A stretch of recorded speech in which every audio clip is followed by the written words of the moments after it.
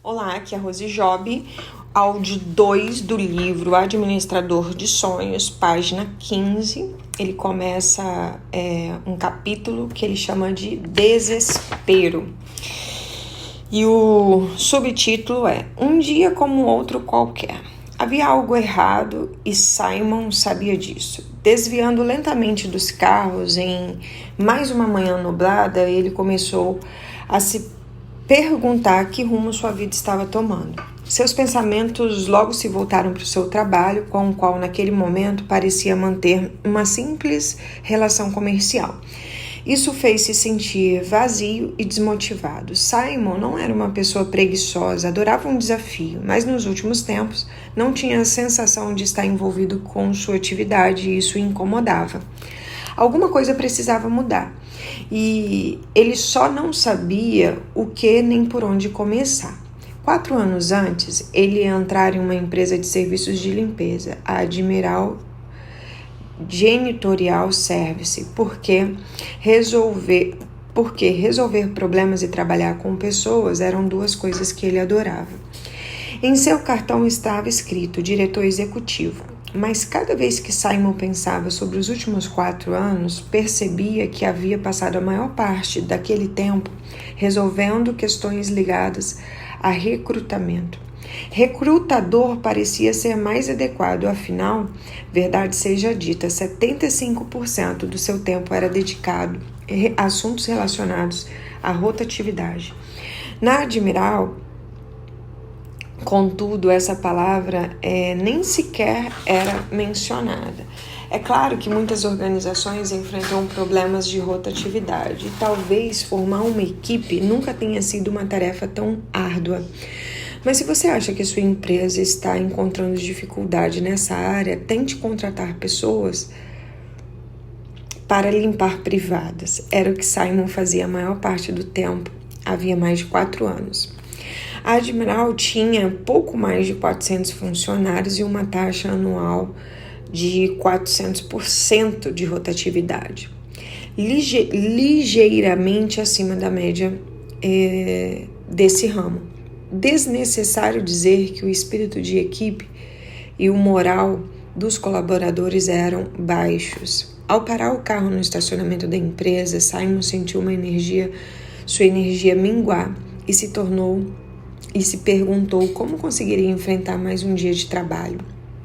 Tudo que ele ouvia como resposta era uma frase dita do ursinho Paul, que o seu filho escutava sem parar quando era criança. Se você fizer o que sempre fez, vai conseguir o que sempre conseguiu. Quanto a rotatividade está nos custando? Isso está nos custando uma fortuna, diz Greg, já entrando na sala de Simon. Ele nunca batia as portas antes, afinal era o dono da empresa. Greg, que fundou a empresa quando tinha 17 anos e em 25 anos transformou o que era a empresa de um homem só em um pequeno exército de cerca de 400 funcionários. Hoje ele é um empresário rico e bem-sucedido, porém, sempre que alguém pergunta o que ele faz, sua resposta é: faço serviços de limpeza. De vez em quando, Greg tem que ir a eventos sofisticados e as pessoas rirem quando ele diz isso, pois acham que é brincadeira. Mas no instante em que notam que ele está falando sério, as risadas dão lugar ao constrangimento. Greg é um empreendedor, é capaz de vender qualquer coisa para qualquer um e tem um incrível dom de perceber as tendências e antever oportunidades. No entanto, também é um pouco estouvado e um tanto esquentado. E foi por isso que Simon acabou sendo contratado como diretor executivo. O que lhe está custando uma fortuna? Rebateu Simon, já sabendo exatamente sobre o que Greg estava falando. A rotatividade, disse Greg muito irritado. Na sexta-feira à tarde, Simon deixara os relatórios mensais na mesa de Greg.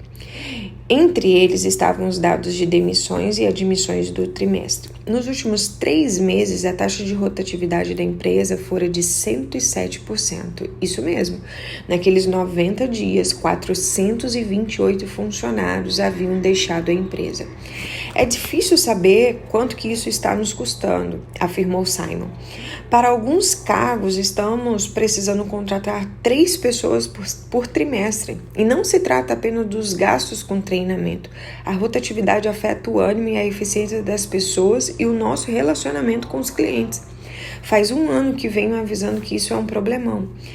Eu sei, concordou Greg. Só que agora estamos começando a perder clientes por conta disso. Hoje, o Charlie da P&G me ligou para dizer que vamos receber uma carta de advertência comunicando que ficaremos sobre avaliação sobre 90 dias. Ele disse que o nosso trabalho tem sido mal feito e que os nossos funcionários estão sempre mudando. Na P&G, acham que estamos indo para o buraco. Simon permaneceu sentado, encarando Greg uma espécie de torpor. Pronto, agora eu estou levando a conta o que você está me dizendo, dê um aumento ao pessoal. Isso vai fazer com que eles fiquem, não é? Gostaria que fizesse, mas não tenho certeza, respondeu Simon. Não quero simplesmente jogar dinheiro sobre o problema. Precisamos descobrir o que está causando essa alta rotatividade. Temos que saber por que as pessoas estão indo embora daqui. Como que nós vamos descobrir isso? Perguntou Greg. Perguntando a elas, disse Simon. Ah, tá. Greg respondeu. É claro, uma ideia que jamais passara pela cabeça.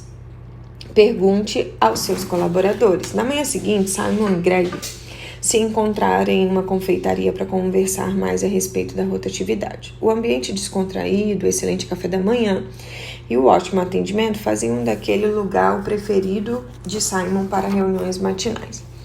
Então, você vai apenas andar pela empresa perguntando aos funcionários por que eles estão pedindo demissão? Indagou Greg com um ar sério e sarcástico. Lembre-se, Greg, de que eles sabem de coisas sobre o nosso ramo que nós mesmo ignoramos. Eu li um artigo no mês passado a respeito do presidente da American Airlines. O custo de reabastecimento dos aviões estava acabando com a empresa, especialmente nos aeroportos, onde ela precisava contratar